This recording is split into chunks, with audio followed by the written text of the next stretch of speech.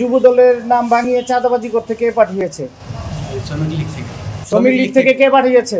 সভাপতি সুমন ডালি। সুমন ডালি। এজন্য আমি সবার কাছে মাপ চাইতে তুই যেটা করছস সেটা কি ঠিক করছস কিনা? এটা আমি একদম ভুল কাজ করছি, এর জন্য আমি সবার কাছে মাপ চাইতেছি।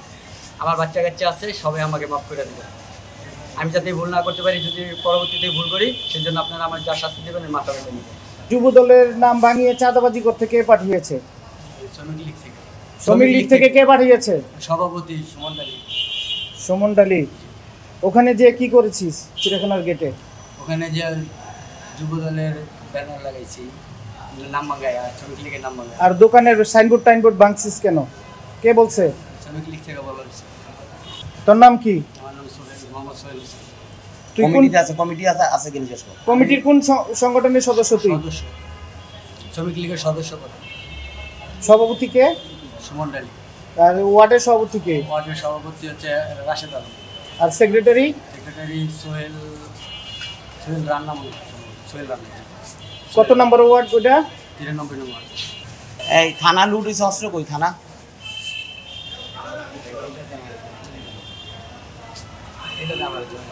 শব্দের আরেক নাম, একদম ইউনিক স্ট্রাকচারাল ডিজাইনের কসমিক ডোর, থেকে 50 বছরেরও বেশি। কসমিক ডোর।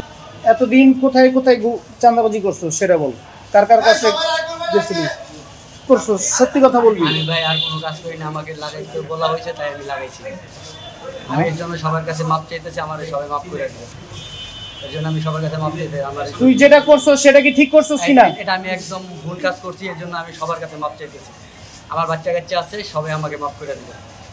আমি যাতে ভুল না করতে পারি, যদি পরবর্তীতে ভুল করি, সেজন্য আপনারা আমার যা শাস্তি দেবেন মাথা পেতে নেবেন। তুই সংগঠনের নাম ভাঙাইছিস কেন? আমাকে বলা হয়েছে বিএনপি এবং যুব দলের নাম ভাঙাইছিস আমাকে কেন? বলা হয়েছে, এর জন্য আমি ভাঙাইছি ভাই। আমাকে এর জন্য সবাই মাফ করে। কে বলছে তোরে?